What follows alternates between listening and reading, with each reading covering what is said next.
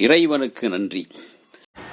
ஒரு நடிகன் என்பவன் எல்லாவிதமான கதாபாத்திரங்களை ஏற்று நடிக்க வேண்டும். அப்போதுதான் அவருடைய திறமை வெளிப்படும். அப்படிதான் நடிகர் திலகம் சிவாஜி கணேசன் புதிய பறவை படத்தில் நாயகனாக எதிர்நாயகனாக தன்னை வெளிப்படுத்தியிருப்பார். சிவாஜி கணேசன், சரோஜாதேவி, சவுகார் ஜானகி, எம்.ஆர். ராதா, வி.கே. ராமசாமி, ஓ.ஏ.கே. தேவர், ராம்தாஸ், நாகேஷ், மனோரமா என ஒரு பெரிய நட்சத்திர பட்டாளமே நடித்த படம் புதிய பறவை. குருக் ஹட் ஷேடோ என்கின்ற ஆங்கில படத்தை தழுவி ராஜ்குமார் மித்ரா மூலக்கதையை எழுத பி.வி. சந்திரா திரைக்கதை அமைத்து வைத்திருந்தார். அதற்கு ஆரூர்தாஸ் அருமையான வசனங்களை வடித்திருந்தார். தாதா மிராசி நேர்த்தியாக இந்த படத்தை இயக்கியிருந்தார். ரசிகர்கள் அதிகமாக நேசிக்கும் அளவுக்கு ஒரு வித்தியாசமான படமாக இதை தயாரித்திருந்தார் நடிகர் திலகம் சிவாஜி கணேசன். பெரிய கோட்டீஸ்வரர் சிவாஜி கணேசன். அவருக்கு அன்பு காட்டினால் யாரிடமும் ஐஸ்கிரீம் போல உருகி விடுவார். அந்த அளவுக்கு அன்புக்காக இயங்கி இருக்கும் அவருக்கு ஒரு பாடகி, மேடை பாடகி சவுகார் ஜானகியின் அறிமுகம் கிடைக்கிறது. அவருடைய அன்பில் கரைந்து போகிறார். காதலாகி மணமும் செய்து கொள்கிறார். அன்றைக்கு முதல் இரவு, அந்த அற்புதமான இரவில் தன் காதல் மனைவியை சந்திக்க அவர் ஆவலோடு காத்திருக்கும் போது அங்கு குடித்துவிட்டு தள்ளாட்டம் போட்டு வருகிறார் அவருடைய காதல் மனைவி.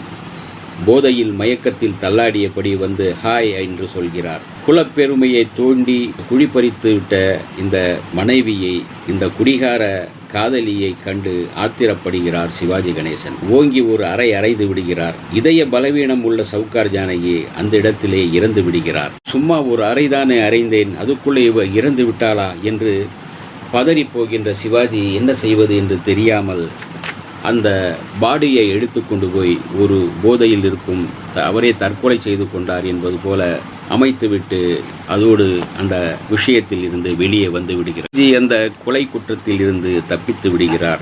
இது வெளிநாட்டில் நடக்கிறது. அங்கிருந்து தாய் நாட்டுக்கு ஊட்டிக்கு வருகிறார். அங்கே இருந்தால் கசப்பான நினைவுகள் மனதை கசக்கி பிழியும் என்று கருதிய சிவாஜி தாய்நாடு திரும்புகிறார். அப்போது கப்பலில் பயணம் செய்யும் போது சரோஜாதேவியின் சந்திப்பு நிகழ்கிறது.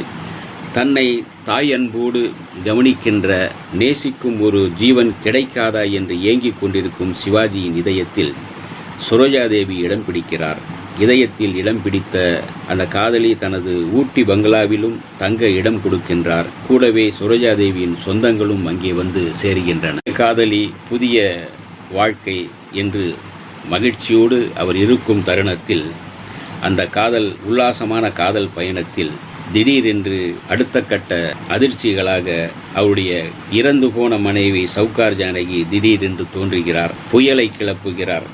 கொலை செய்யப்பட்டவள் எப்படி உயிரோடு வந்தாள் என்று இவர் யோசிக்கின்றார். பழைய பறவை கூடுக்கு திரும்பியதும் புதிய பறவை தனது உறவை அறுத்து கொள்ளுமோ என்கின்ற தவிப்பில், உணர்ச்சி வேகத்தில் இவ்வளவு நாளும் மனதிற்குள் புதைத்து வைத்திருந்த அந்த ரகசியத்தை வெளிப்படுத்துகிறார் சிவாஜி. தன் மனைவியை தானே கொலை செய்து விட்டதாக கொலையாளி ஒப்புதல் வாக்குமூலம் கொடுத்து விட்டதால் காதல் நாடகம் அதோடு கலைகிறது. சரோஜாதேவியும் அவருடன் முகாமிட்டிருந்த சகாக்களும் புலனாய்வுத்துறையின் ரகசிய போலீசார் என்கின்ற நிஜம் வெளிவருகிறது. கொலையாளி சிவாஜி கைது செய்யப்படுகிறார். யூ டு புருட்டஸ் என்று சொல்வது போல நீயுமா என்று கோபால் என்ற சிவாஜி சொல்ல, சரோஜாதேவி கலங்கி கொண்டு நான் காதலித்தது போல் நடித்தேன் என்று அங்கு தான் ஒரு போலீஸ் அதிகாரி என்பதையும் வெளிப்படுத்துகிறார். கண்டு உடைந்து போகிறார் சிவாஜி கணேசன். கோபால் எங்கே நிம்மதி எங்கே நிம்மதி என்று பாடல் தொடங்கி அந்த பாடலில் தன்னுடைய நிம்மதி இல்லாத வாழ்க்கையை, தன்னுடைய கடந்த கால வாழ்க்கையும் நிகழ்கால வாழ்க்கையும் அப்படியே வெளிப்படுத்தியிருப்பார்.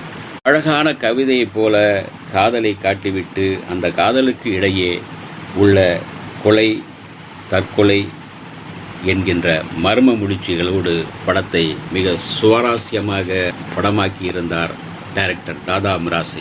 ஒரு கொலையாளி தன்னையும் மறந்து பதட்டத்தில் சில தடயங்களை விட்டு செல்வான் என்பது காவல்துறை வட்டாரத்தின் ஆழமான நம்பிக்கை. ஆனால் இங்கே கொலை செய்ததற்கான தடயங்களை கொலையாளி படு சாமர்த்தியமாக மறைத்திருப்பதால் காவல்துறை திணறுகிறது. எல்லா வழிகளிலும் அடைப்பட்டு போயிருப்பதால் சம்பந்தப்பட்ட நபரே ஒப்புதல் வாக்குமூலம் கொடுப்பதை தவிர வேறு எந்த மார்க்கமும் இல்லை, வழியும் இல்லை என்று உணர்ந்த புலனாய்வுத்துறை ஒரு புதிய கோணத்தில் புதிய நாடகத்தை விசாரணை என்கின்ற பெயரில் நடத்துகிறது. பறவை கொலை செய்யப்பட்டதா, தற்கொலை செய்து கொண்டதா என்பதை கண்டுபிடிக்க புதிய பறவையாக, புதிய காதலாக சரோஜாதேவி வருகிறார். நடிப்பு விஷயத்தில் சிவாஜி பிழிந்து எடுத்திருக்கிறார், மிரட்டி இருக்கின்றார். பல கோணங்களில் நாயகனாக, எதிர்நாயகனாக, கொலையாளியாக, பதட்டத்தில் பதறுபவராக, நிம்மதியின்றி தவிப்பவராக பல பரிமாணங்களில் நடிப்பை வெளிப்படுத்தியிருக்கின்றார் சிவாஜி. குடும்ப பாங்கான நடிப்பை வெளிப்படுத்தி கொண்டிருந்த சவுகார் ஜானகி நவநாகரிக மங்கையாக, ஆட்டமும் பாட்டமும் குடியுமாக தன்னை வேறொரு வடிவத்தில் உருவாக்கி ஒரு நவநாகரிக மங்கையாக தன்னை வெளிப்படுத்தியிருப்பார். சரோஜாதேவி அபிநய சரஸ்வதி, நடிப்பும் இளமை கவர்ச்சியும் கொடுத்து சிவாஜியை ஈடு கொடுத்து சிவாஜியை மயக்கும் ஒரு அழகான காவல்துறை அதிகாரியாக வந்து கவர்கின்றார். படத்திற்கு இன்னொரு பலம் சேர்த்த விஷயங்கள் படத்தின் பாடல்கள் தான். அற்புதமான பாடல்கள். எங்கே நிம்மதி, எங்கே நிம்மதி, உன்னை ஒன்று கேட்பேன், உண்மை சொல்ல வேண்டும், என்னை பாட சொன்னால் என்ன பாட தோன்றும், சிட்டுக்குருவி முத்தம் கொடுத்து சேர்ந்திட கண்டேனே என்கின்ற ஒரு காதல் பாடலும், பார்த்த ஞாபகமில்லையோ என்கின்ற ஒரு பாடலும், காதல் சார்ந்த விஷயங்களும் நவீனத்துவமான சில வார்த்தைகளோடு சூப்பராக எழுதியிருந்தார் கவியரசு கண்ணதாசன். மெல்லிசை மன்னர்கள் MS விஸ்வநாதன் ராமமூர்த்தியின் இசையில் படத்திற்கு மேலும் வளமும் ஒரு வலுவும் கொடுத்தது. புதிய பறவைக்கு இந்த சிறகுகள் போல இந்த பாடல்களும் இசையும் அமைந்தது என்றால் மிகையில். இந்த வீடியோ உங்களுக்கு பிடிச்சிருந்தா லைக் பண்ணுங்கள், ஷேர் பண்ணுங்கள், கமெண்ட் பண்ணுங்கள், சப்ஸ்கிரைப் பண்ணுங்கள், மறக்காமல் பெல் ஐக்கானை கிளிக் பண்ணுங்கள்.